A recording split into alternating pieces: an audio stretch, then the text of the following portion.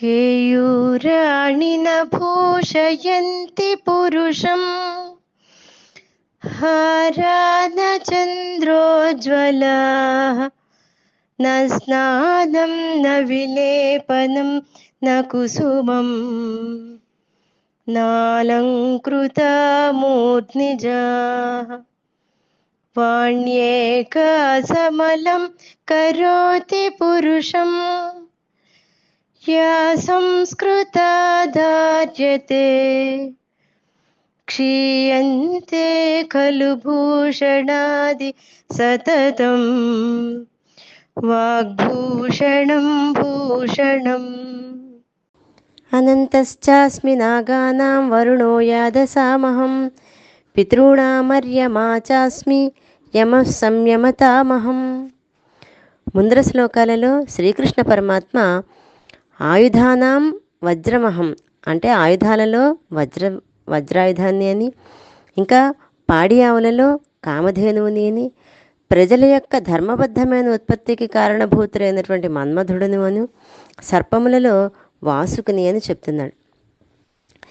అయితే ఇక్కడ అనంతశ్చాస్మి నాగానం అంటే నాగానం నాగులలో అనంతుడను అంటే అనంతుడను అంటే ఇక్కడ అనంతమైనటువంటి అంటే ఏమాత్రము ఆది కనిపించినటువంటి వాడు అనంతుడు.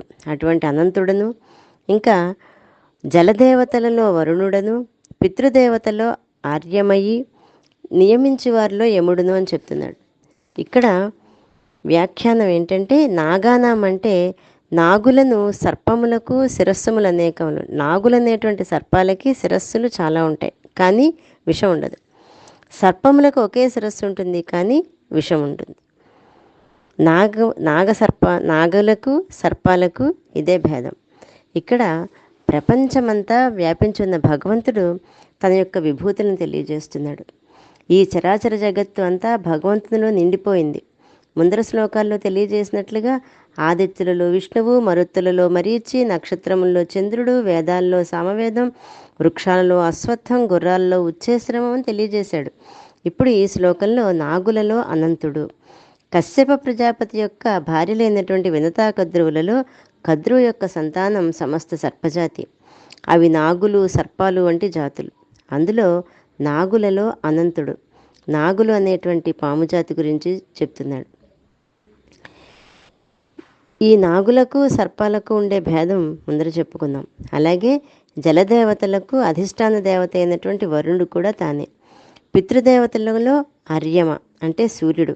అలాగే నియమించి వారిలో యముడు చాలా చాలా పంక్చువల్గా అంటే ఏ సమయానికి ఎప్పుడు ఏ పని చేయాలో ఖచ్చితంగా చేసేటువంటి వ్యక్తి. తన విధులను తాను నిర్వర్తిస్తాడు. పనులలో నియమించే వారిలో యముడికి చాలా ప్రత్యేక స్థానం ఉంది. ఖచ్చితంగా తనకు అప్పచెప్పినటువంటి పనిని చాలా నిక్కచ్చిగా చేస్తాడు. అటువంటి యముడు కూడా తానేనని భగవానుడు తెలియజేస్తున్నాడు. జై గురుదత్త.